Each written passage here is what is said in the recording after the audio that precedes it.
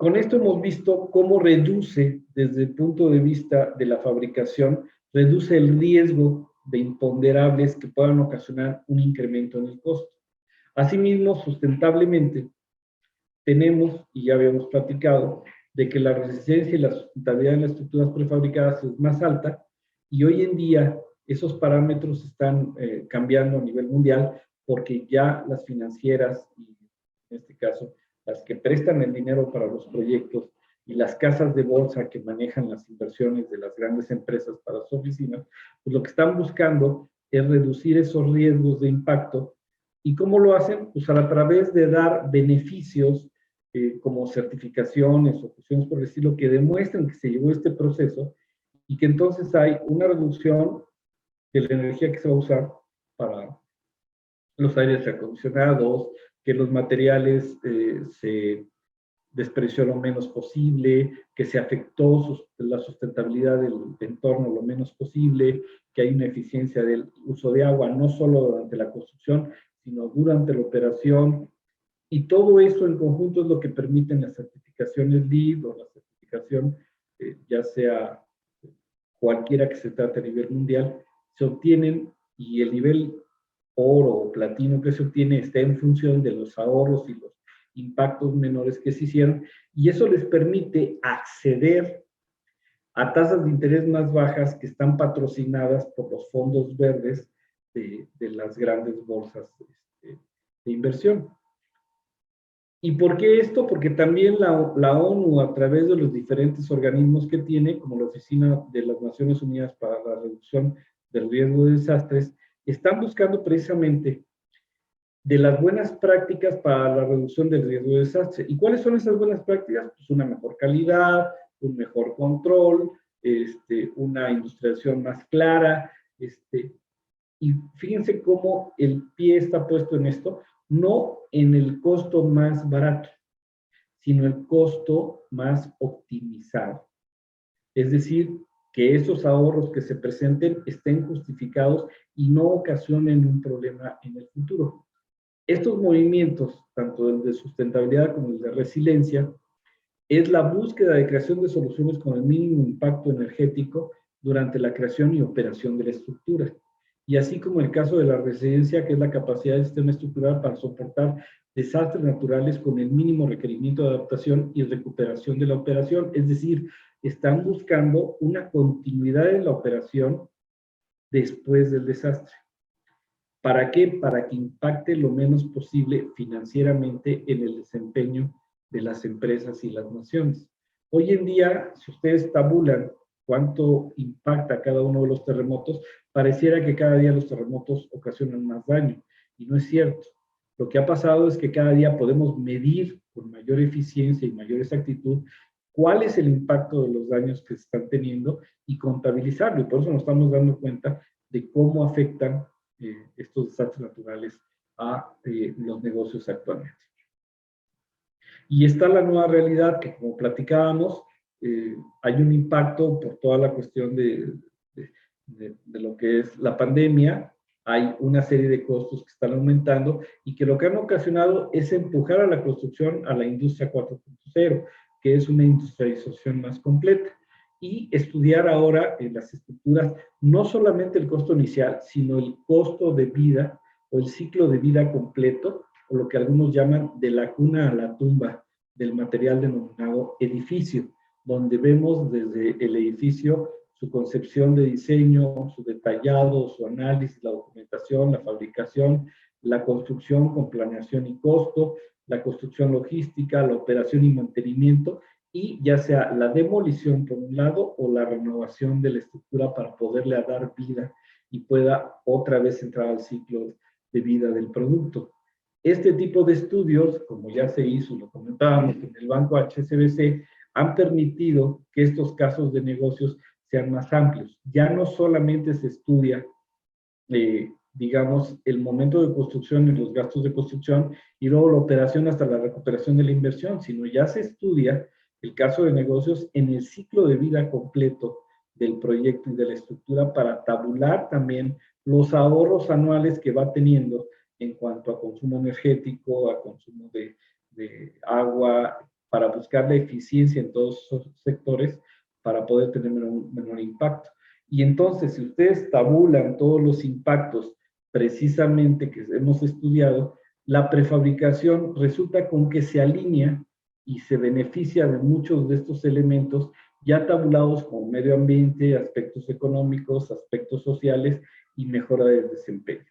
La construcción prefabricada entonces se convierte en una mega tendencia en este tema y finalmente en lo que es la economía circular permite que estos tipos de estructuras sean las que menor riesgo tienen, lo tienen más controlado.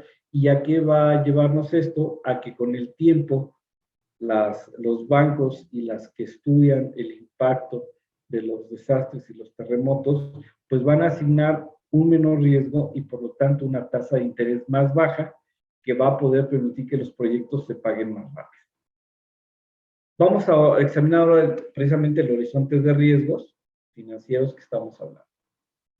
Actualmente, el gran problema de la vulnerabilidad es que una estructura se diseña para que resista sin daño sismos de baja intensidad, tenga un daño ligero ante moderada intensidad y en caso de elementos de fuerte intensidad, el edificio no colapse, pero con el daño que sufra, absorba la energía del sismo para evitar el colapso. Esto se ve claramente en este tipo de gráficas, precisamente de que se busca que en el comportamiento elástico, que es más o menos los sismos de servicio, no tenga mayor problema, muy poco agrietamiento y no llegue a la fluencia del acero de refuerzo. Ese es un daño reparable, pero cuando sobrepase para el sismo máximo esperado, es decir, un sismo que sea muy intenso, pues el edificio, con su rango inelástico de las propiedades de los materiales, aun cuando sufra un daño irreparable o un daño severo, mantenga la seguridad de la vida, es decir, evite que el edificio se dañe hasta el colapso. Se va a dañar y va a absorber la energía, pero debe prevenir el colapso, debe evitar el colapso. Y el colapso se presenta cuando ya rebase este límite inelástico. Y entonces la mayor parte de reglamentos lo que hacen es que trabajan precisamente en esta zona, en el rango inelástico. De tal manera que muchos de los reglamentos permiten un daño irreparable, incluso hasta un daño severo, pero debe evitarse el colapso de la estructura. La visión 2000 era precisamente buscar la ocupación inmediata, la ocupación operacional y lo que es la vida segura. Ese diseño por desempeño que veíamos en esa época hablaba de intentar evitar el uso excesivo del rango inelástico en las estructuras para poder ocuparlas lo más pronto posible. Este tipo de filosofía nos llevó precisamente a el concepto de columna fuerte, viga débil, que es el que se aplica en los reglamentos actualmente, evitando que se use columna débil, viga fuerte, porque ese crea incertidumbre respecto a la estabilidad de la estructura y puede acercarla al colapso. Por eso es que no se busca o se debe evitar en nuestras estructuras el comportamiento de columna débil, viga fuerte, y buscar lo que es viga débil, columna fuerte. ¿Por qué? Porque cuando el edificio entre en el rango inelástico, debe permitir que con el daño que va a sufrir, evite el colapso. De tal manera que ese concepto que se ha desarrollado evita, por ejemplo, la formación de pisos débiles o excesivos desplazamientos durante el colapso que puedan dañar a toda la estructura, ¿no? Y así se han hecho estudios como este que hizo Torres en 2007, donde va tabulando precisamente en un elemento de mampostería cómo se ve la mampostería dañada en cada una de las etapas de operación inmediata, seguridad de vida o colapso incipiente, y que son las que se miden con los tipos de ancho de grieta que se pueden presentar. También eso se tabula en curvas de desempeño que nos permiten más o menos saber cuándo hay una etapa de servicio, una de posible reparación o ya la de seguridad de vida, que es la última antes del colapso. Estas gráficas incluso nos funcionan para los criterios de rehabilitación, pero actualmente, por ejemplo, el FEMA, que es la Agencia Federal de Manejo de Emergencias de Estados Unidos, ya ha sacado este tipo de tablas. Esta tabla es muy significativa porque precisamente nos muestra para un sismo moderado, que se puede presentar una vez cada 50 años, o para un sismo mayor, con sus porcentajes de probabilidad de presencia, y para un sismo extremo, también con su probabilidad, ¿qué pasa con los costos? Y entonces, por ejemplo, hace el análisis tanto para edificios nuevos como para edificios existentes, y donde tabula la probabilidad de riesgos de fatalidades, lo que es la oportunidad de un servicio post-terremoto, la expectativa de interrupción de negocio en el edificio y los costos iniciales contra los costos de reparación, y finalmente lo que es el impacto en la huella de carbono de las reparaciones. Y por ejemplo, ya en esta gráfica, la Agencia Federal de Manejo de Emergencias de Estados Unidos ya habla de que los sistemas de protección sísmica, precisamente a pesar de que aparentemente tienen un costo inicial más alto, pero el costo de reparación es tan bajo que a final de cuentas su costo resulta más barato en un caso de negocios a 10 años que en los casos donde efectivamente puede ser que la inversión sea un poco menor, pero hay inversiones posteriores ocasionadas por el costo de reparación y por el tiempo de, digamos, de interrupción de negocio para retornar a la operación, que llegan a acumularse y entonces resulta con que pueden llegar a ser mayores que el costo inicial.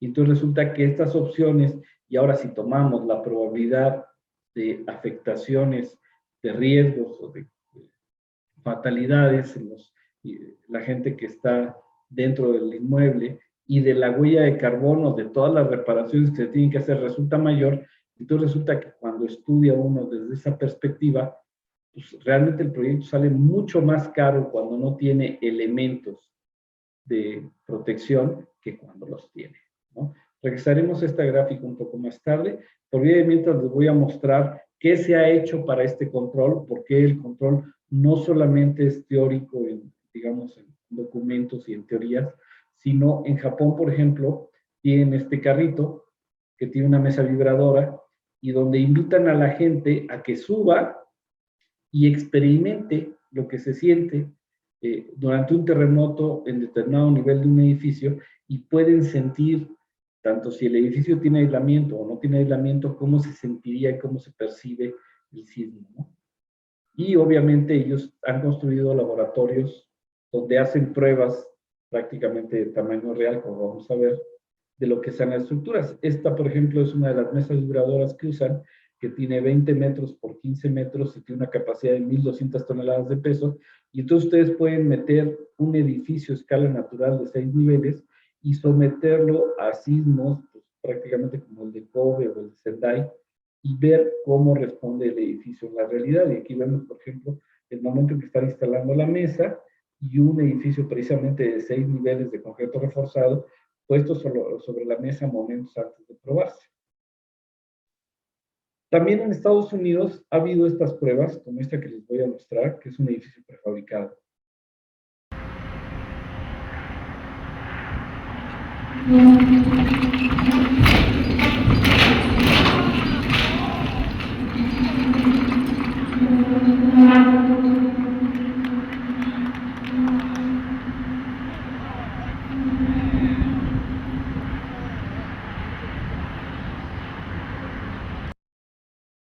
También tenemos otras simulaciones que se han hecho, por ejemplo, en infraestructura.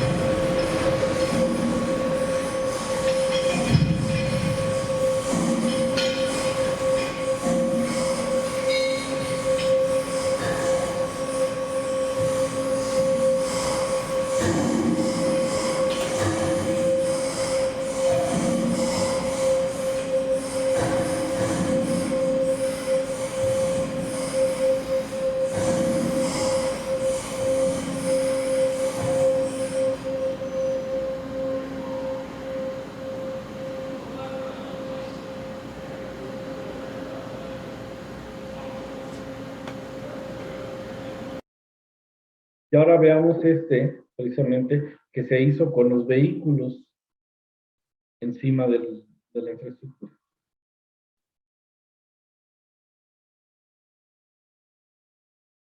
The purpose of this experiment is to find out whether trucks make a difference during an earthquake to a bridge. We argue about this with computer methods. This test is going to answer the question once and for all.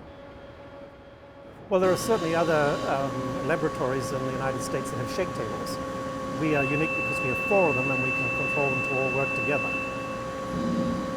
Well, the bridge is 145 feet long and it has an 80-foot radius, which makes it the largest model we've ever tested. And in fact, this bridge couldn't be tested anywhere else in the world at this size. It weighs 160 tons. These projects take a long time to design, do all the planning, all the preparatory work. There are other aspects of this. Aquí, como pueden ver, lo que están haciendo es no solamente probando la característica del puente y su respuesta, sino están viendo qué tanta influencia tienen las cargas, en este caso de las camionetas, que a su vez están cargadas, y precisamente cómo aumentan el desplazamiento durante un sismo, porque ojalá y las estructuras siempre sufrieran el sismo estando descargadas, pero no es así. Las estructuras tienen su carga viva de vehículos o personas en el momento de que el sismo las impacta, y por eso hicieron este estudio en la Universidad de Reno, precisamente con esa característica de que subieron las camionetas y probaron la respuesta, ¿no? 1994, and we start with a fraction of that earthquake and we go really slowly, and then we so 10% and then 20%, just to see how everything is working together, the bridges and the trucks, and then we work all the way up, and we will go beyond that particular earthquake, which will be the 200% run, and maybe even to 300 or 400% of that earthquake. It really does depend on how the bridge behaves with the truck sitting on it. También estuvieron haciendo la prueba con diferentes velocidades y diferentes porcentajes del sismo.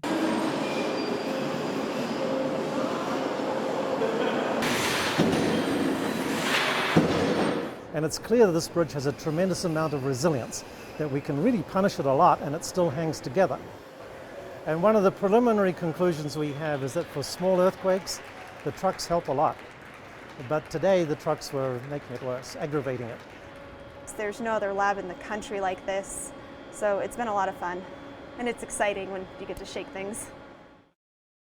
Vean ustedes la tendencia, y por ejemplo aquí está otros de los edificios que se han probado que incluso son llevados al colapso, ¿no? Como pueden ver en este experimento.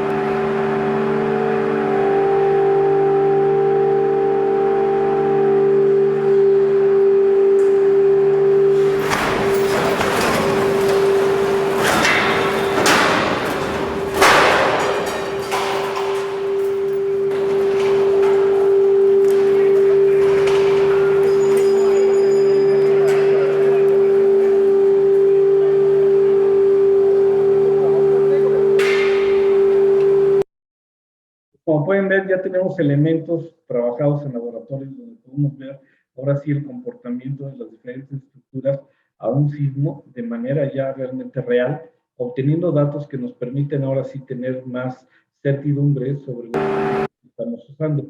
Este, por ejemplo, es un estudio que se hizo aquí en la universidad, en el Instituto de Ingeniería de la UNAM, precisamente con una estructura prefabricada por el doctor Hugo Guerrero de la UNAM. Doctor Manuel Suárez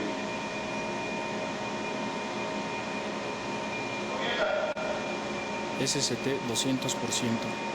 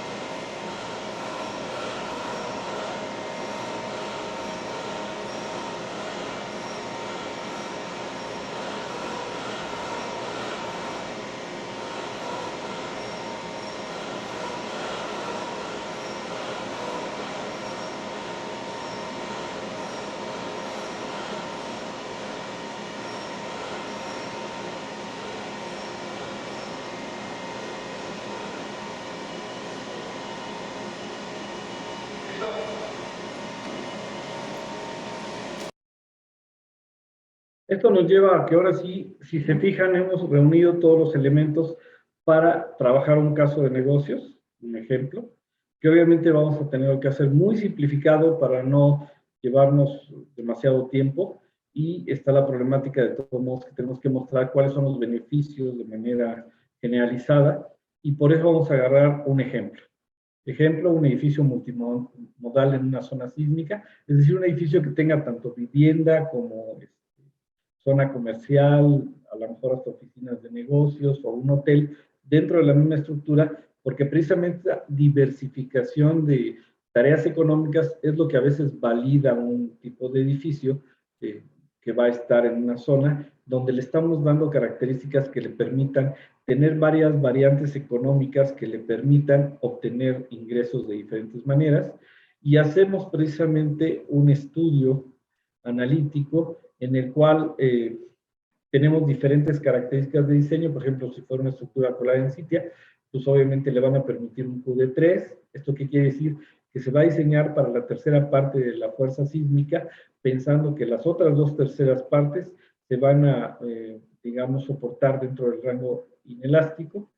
Tenemos una estructura prefabricada que se diseña para que solamente una pequeña porción entre en el rango inelástico, precisamente por el tipo de conexiones, y una estructura con disipación sísmica, que esa se diseña para el 100% de la fuerza sísmica, donde este porcentaje de fuerza sísmica lo absorbe normalmente entre un 80 y un 90% los temas de disipación, y entonces a la estructura solamente pasa un 10% de la fuerza sísmica.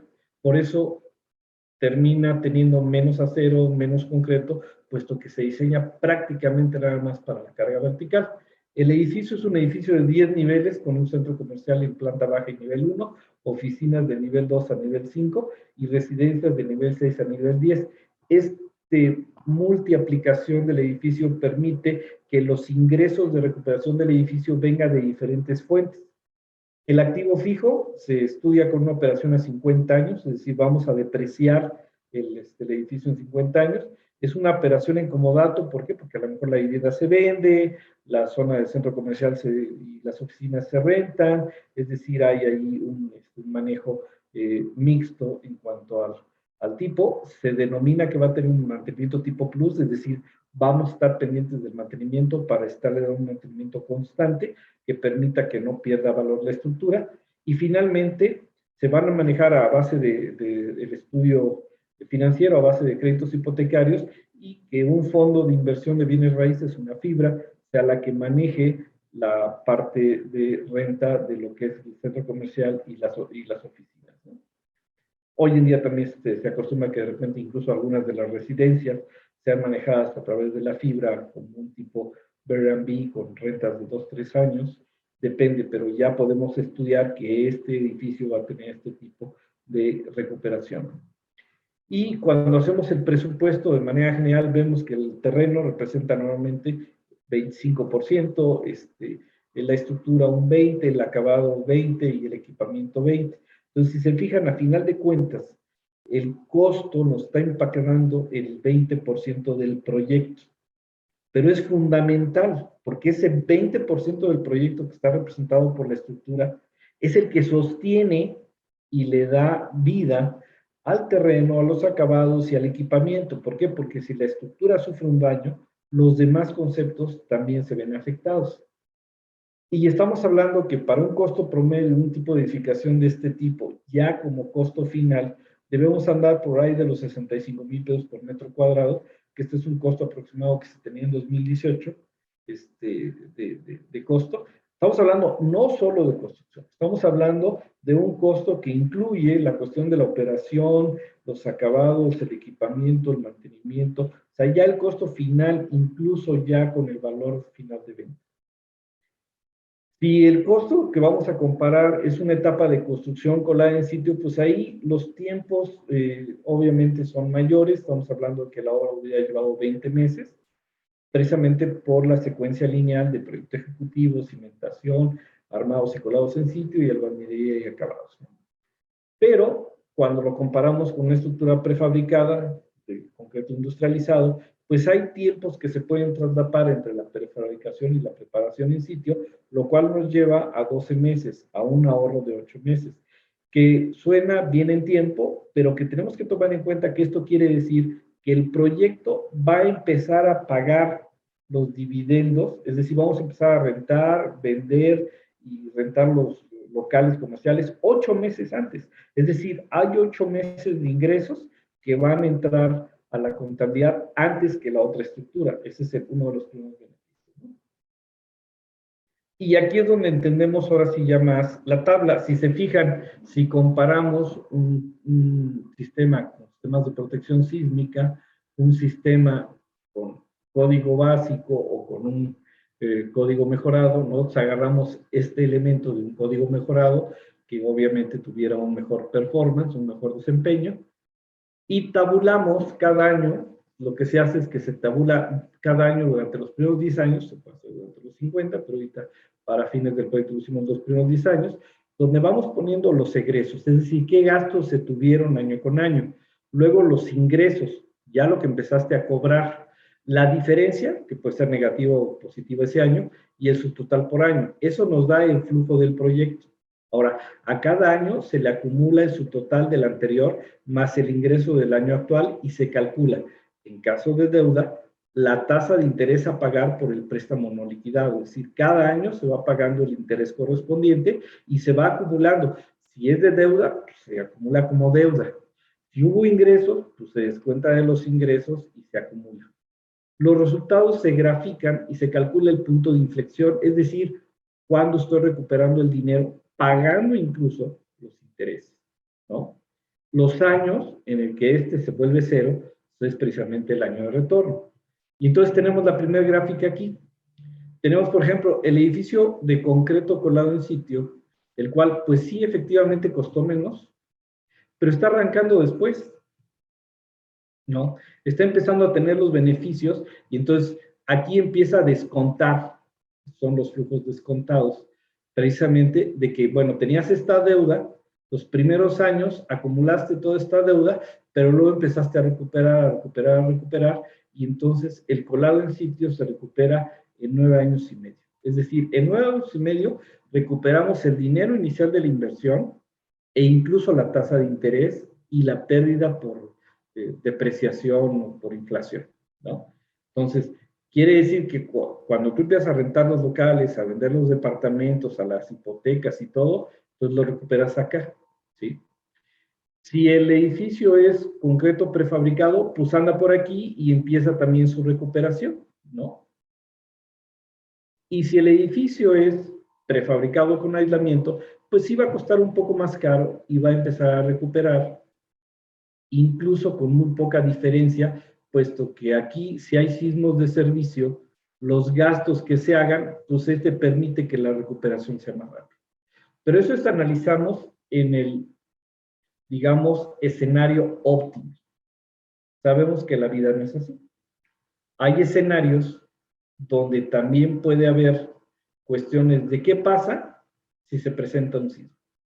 Pues si se presenta un sismo, entonces hay una pérdida de valor por el daño, y en el caso del colado del sitio, pues vamos a suponer que por aquí se presentó un sismo, un caso de negocios con un evento sísmico de 7.5 en 2025, es decir, cuando ya tiene prácticamente 4 años de operación el edificio, pues entonces hay un costo de reparación, y ese costo de reparación hace que baje ahora sí que el ingreso y que luego tienda a recuperarse.